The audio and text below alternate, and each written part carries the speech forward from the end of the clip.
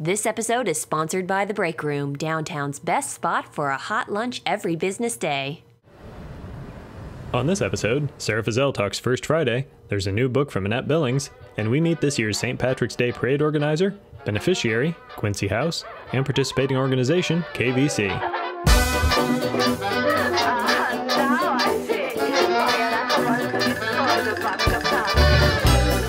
Well, folks, here in the studio we have Sarah Fizell, the Executive Director of Arts Connect, bringing you the First Friday Art Walk, the Mural Project. You got all kinds of things happening in the capital city thanks to Arts Connect. How are you, Sarah? I'm good. How are you, Chris? Doing very well, very well. Well, we like to have you on here frequently. We're going to be plugging the First Friday Art Walk. Of course, that's coming up. So tell us about what we've got going on this time. Well, we hopefully will have the first of the really, really fantastic weather events, right? Because yeah, we like that. Coming out of winter, it wasn't too bad in February. It was okay. Yeah, we had actually a February. We had a really killer art walk. We had all of our businesses. So we have about 65 businesses on the art walk now, all across Topeka, and all of them talked about how they had a lot of people out buying art. Good. That's what we need, right? Yeah. Eating, drinking, and being merry. So. Yeah. That's what we want in the art. That's what it's all about. You know, there's all of those businesses. There's so many of them all around town. Of course, we all celebrate the First Friday. There are so many things that happen that are not First Friday oriented all around town as well, right. and even more being built up in the art scene. So talk a little bit about the art scene, the forecast, how that's looking here. It's looking really good. Yeah? It's sunny. I mean, obviously, well, it's sunny. The sun is shining on our art scene. Yes. And we've got, you know, a lot of those people all over town, which is spectacular. You've got, you know, the different areas. That's what I think is the coolest part. Yeah, we could say almost 20 in Noto, almost 20 in downtown Topeka. We have a section we call Midtown, which includes Westboro and PTs and the Mulvane Art Museum. And we've got about 20 there, and then a few that are surrounding areas out as far as Tecumseh and Barreton. And I just had somebody email me yesterday from the Glacial Wine Company. There's a winery in Topeka that that is going to join the art walk. So we have a brand new member. Excellent. That I can see connections there being made. Yeah. Arts Connect, get it? Art Connect, right. wine. Yeah. Wine, yeah. Like art, that. Sure. Wine. Yeah, so it's exciting. I always feel like as we look towards spring, we have that moment in December where it's really cold and everybody's really busy, and then in January the ideas start trickling in, and I feel really overwhelmed because everybody has these ideas that they want to do when the weather lifts and the sun comes out, and then we sort of spend our time cycling through those and figuring out what lights still burn bright on the horizon and which ones maybe can be combined with other efforts. And so we've got, obviously the First Friday Art Walk is 12 months out of the year. We are going to move the July Art Walk to the 10th of July because the First Friday falls on the 3rd. Okay. And so we've talked to a lot of businesses and others about what they think about that, and the consensus seems to be moving it to the 10th.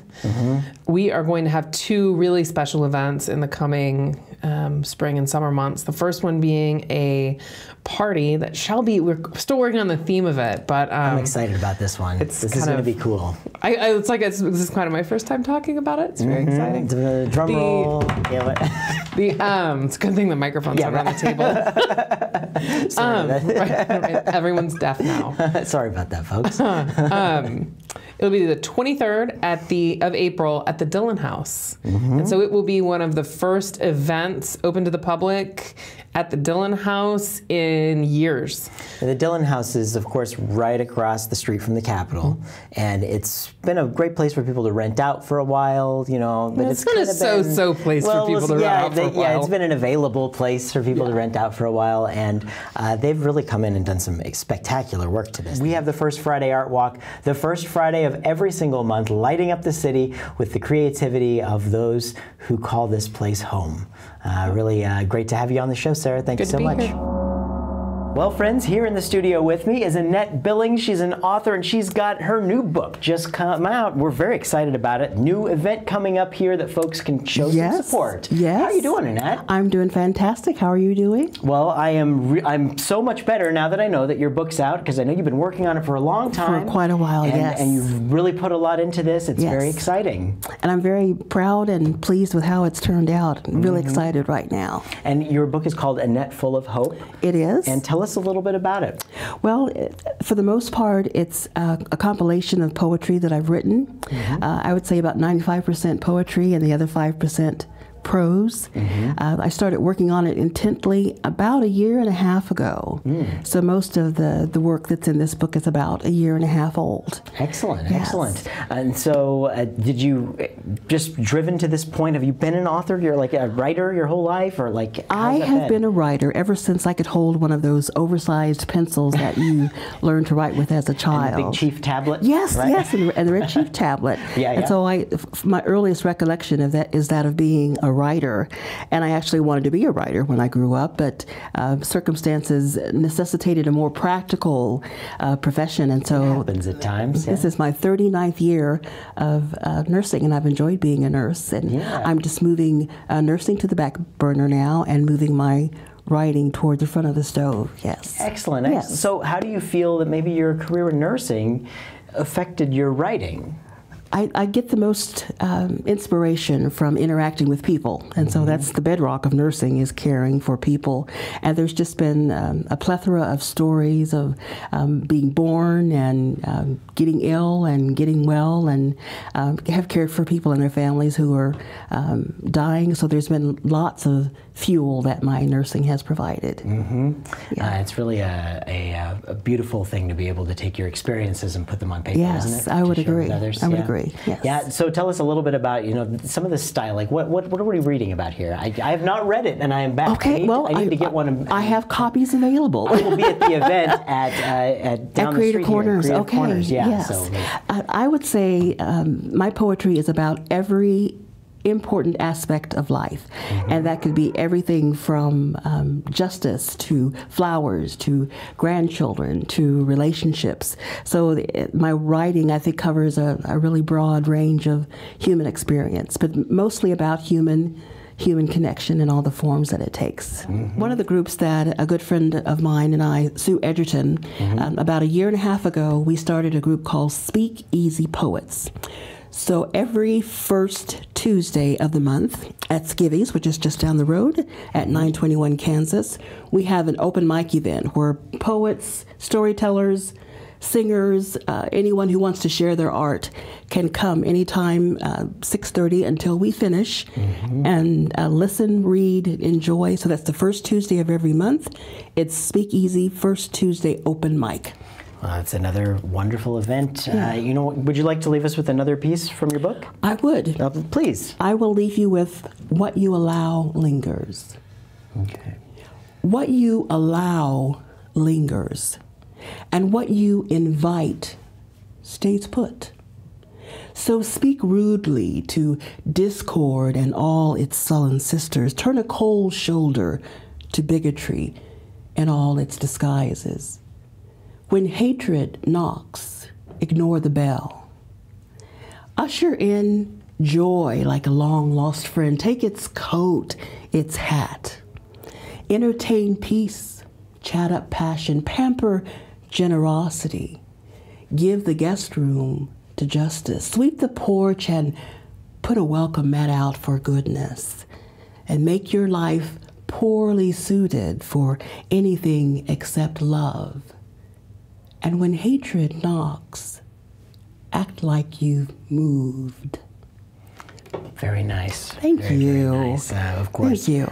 Thank you so much for coming by. Well, thank you for inviting me. Wish you the absolute best with your book. Yes. We hope everybody rushes out and picks up a Yes. copy. It's Yes. Annette Full of Hope by Annette Billings. Of course, you can pick them up at Oddfellows, yes. a downtown Yes. business as well. So thank you so much for coming And by. directly through me as well. Yeah, well, that's the best way, right? It is the best way. There you go. And how do folks directly pick those up from you? They could email me at AnnetteBillings@gmail.com or my Facebook page. Very good. Yes. Very good. Well, everyone's going to do that right now, right? Okay. We'll wait for you. Do it now. Do it now. We're still waiting. Do it. All right, good. All right. All right. Well, folks, here in the studio, we are talking about the St. Patrick's Day Parade happening in downtown Topeka. That's on March 14th. Of course, we've talked about several events on the show happening in conjunction with that, but we want to talk to the organizer of it. We're talking to Mark Sweeney here in the studio. Thank you so much for being here. Thank you for having me. I appreciate it. Absolutely. Now, how long have you been involved with the St. Patrick's Day Parade? Well, officially, my parade master duties have been, this might be my second year, but I've been helping out for probably, I don't know, 10 or 15 years. It's a huge event in the Topeka community. Very large event. And it seems to just keep getting bigger and bigger as we go. Last year, they estimated, of course, we had beautiful weather last year. They estimated there was 40 to 45,000 people downtown last year. So. Boy, that's a lot of logistics that go into planning that. So it takes a huge committee of people. Well, we have a lot of help from a lot of different people, yes, different organizations here in Topeka. So absolutely, we always love having it in downtown Topeka, bringing all those people down here to celebrate. And of course, you've got some really interesting features this year of the parade. Let's talk a little bit about things that vary year to year and how this year is different. Well, one of the things that we're doing different this year, of course, the route is different. I don't know if you know about the route, but it's the same as the Christmas parade, and it's a little different than it has been in the past. It seems to change quite regularly. But working on that construction downtown. Construction is definitely causing some issues, but one of the things that's also different this year is as our recipient of our entry fees, the donations are going to the Quincy House this year, so that's new and great different organization this year. Very good for homeless veterans here in Topeka. Absolutely, doing a lot of good work for them, and it's good. Now, how are they supported through this? Well, they're just going to collect whatever donations, whatever people want to give at the entry at First in Kansas, where the staging begins down at First in Kansas, and so they'll just have some folks down there collecting, and hopefully everybody will be generous. So. We know they will, and whatever the suggested donation is, they're going to double that. I know that's going to happen. That'd be great. Hands down, I know, right? Certainly encourage it. So there's a lot of things that are going to be happening in downtown Topeka. Talk a little bit about the day that's happening for the St. Patrick's Day Parade. Okay. Yeah, we have. There's lots of things that happen other than the parade. There's a breakfast for the committee that happens, and then of course there's mass involved for whoever wants to come down to Assumption Church. There's a Irish Fest, Modern Day Irish Fest down there, right down on Jackson and 8th Street, right in there, and we want to for sure talk about them and hope everybody comes down to them and supports that group. And then there's going to be some music around outside, out in front of, if hopefully the weather's nice, out in front of on 8th Street, about 8th and Jackson, right in there. There'll be a couple of different music things going on down there. Of course, the parade at noon, and then there's just all kinds of activities down there around 8th and Jackson, other than the parade. So, well, folks, that is the St. Patrick's Day Parade. Of course, you know how many years we've been doing this? I think this is 25. 25. That sounds about right too. Yeah. So another huge event that you know where you need to be, and that's kicking off right at noon, and so many events going on. You can find, I know they have a listing of those at Downtown Topeka's website. That's correct, and I also want to mention our website, topekastpats.com. There's a lot of information on there about the rules and some of the stuff, and then moderndayirishfest.com, which I already mentioned that. They've got a website that I encourage everybody to go to. So those three websites, you can find out all the information you really need to know. So.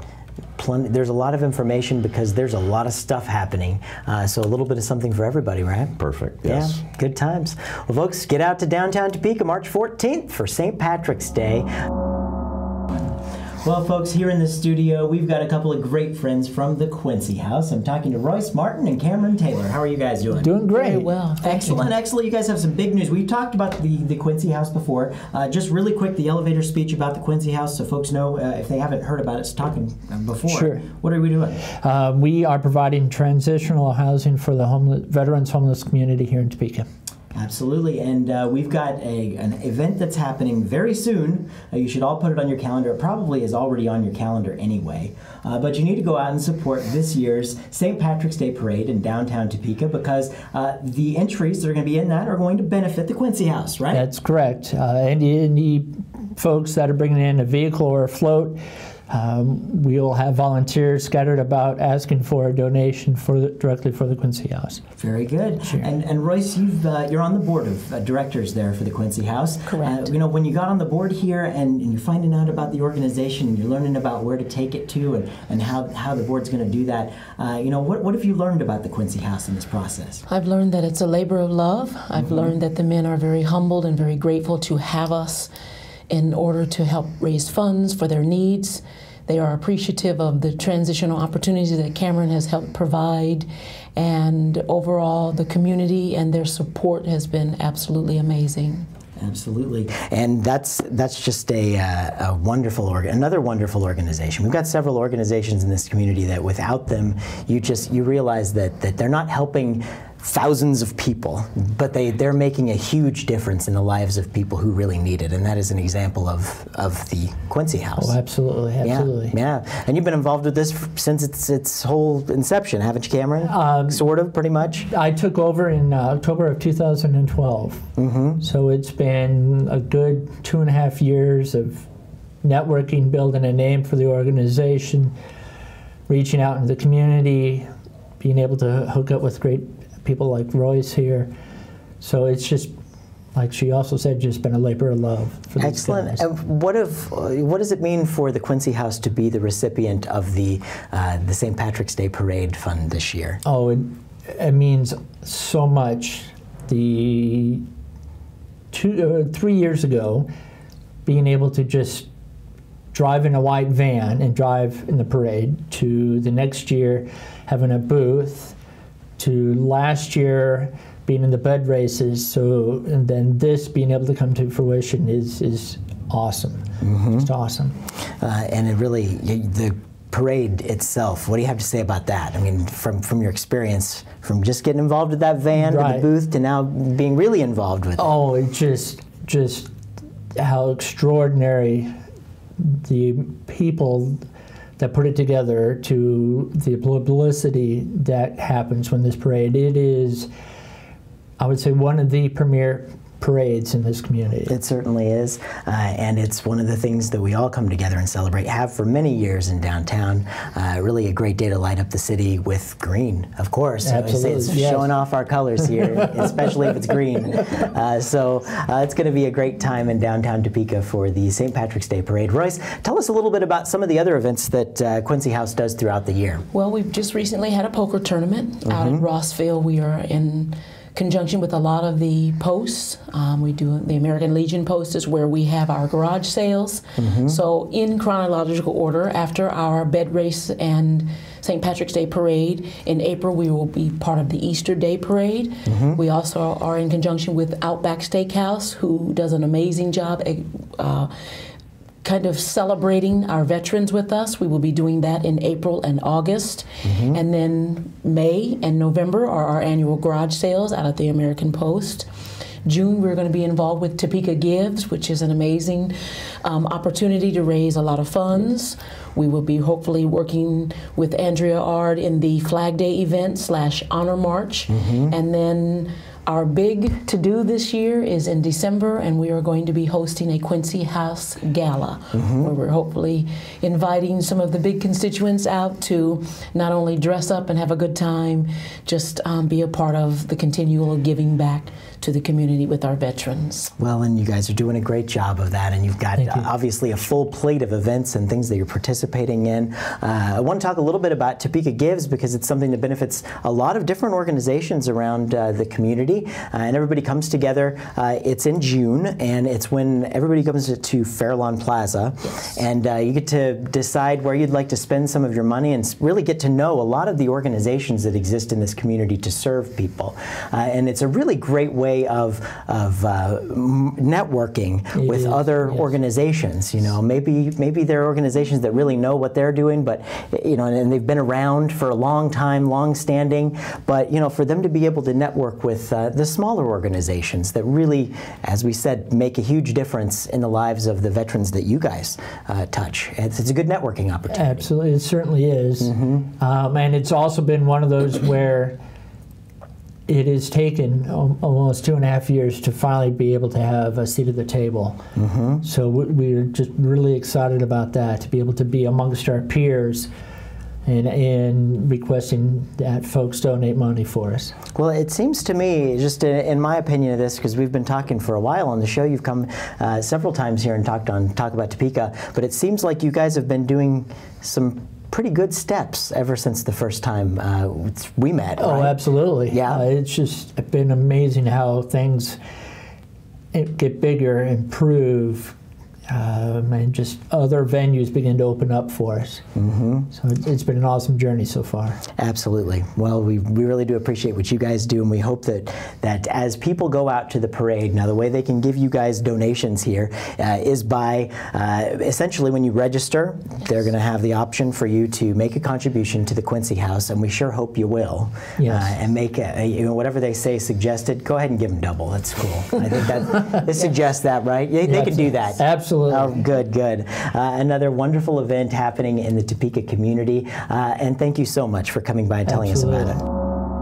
Folks, welcome to the Talk About Topeka studio, and we'd like to extend that welcome to our friend Rachel Moran from KVC. How are you doing, Rachel? I'm great. How are you? Excellent. Thank you so much for being here with us. Really do appreciate that. And we have a lot of things happening. Of course, KVC, give us the elevator speech just really quickly about what that is. Yeah. KVC has a contract with the state for foster care and adoption.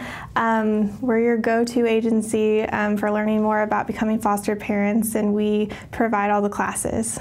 Yep, so lots of great information that they provide to the community and establish networks that do good things for kids. So good work. Thanks. Right? All right. All right, well, we do have some specific events. We're going to talk a little bit about what's happening in March with KVC, because you have a jam-packed month. We do. Yep. It's very busy. On St. Patrick's Day, March 14th. So let's talk a little bit about Quartermania. Yes, Quartermania. Many people do not know what Quartermania is, but Quartermania is a really fun event where we have a bunch of vendors come out and they auction off items, and you get to bid for those items with quarters. So it's really fun, family-friendly event. We're holding the event from 5 to 9 after the St. Patrick's Day parade. We still need vendors, so if you're a vendor, come call us and we'll get you hooked up. It's $10 to get in the door unless you're 12 or under, then it's only $5, and you get an Irish chili dinner, dessert, and beverage. Plus you'll get a paddle to bid, and then you're also entered into our door prize, which we have quite a few really awesome prizes. So that's really cool, because your office is right downtown, right off Kansas Avenue. So of course we've got the big parade happening. Yeah. It's going to be very exciting, and we'll be in the parade too. Yep, absolutely. You guys are all over it. We are. And a lot of great things that are going to be happening downtown for that parade. But of course, you want to check out KVC's office. That's 235 South Kansas for Quartermania. The times, we're looking from 5 to 9 p.m. For that. So you really check out the parade and stick around for a while. Yep. And go down there to check out Quartermania. Another great way to help out a great organization here. Yeah. Of course, Rachel, we are running out of time here on this episode. We really want to thank you so much for all that you do for KFC and all of the great staff that really does a great job at KFC. We like KFC. We're hungry right now. Ready for that? Love chicken. But KVC does good stuff too. So, oh boy, folks. On that note, we're going to send it away. Thank you so much, Rachel. I really do appreciate that. Maybe we'll have to talk about this at KFC. I don't know. Anyhow, folks, don't go away. That's Rachel Moran with KVC, helping all those kids in need here in this area. Thank you so much. Bye.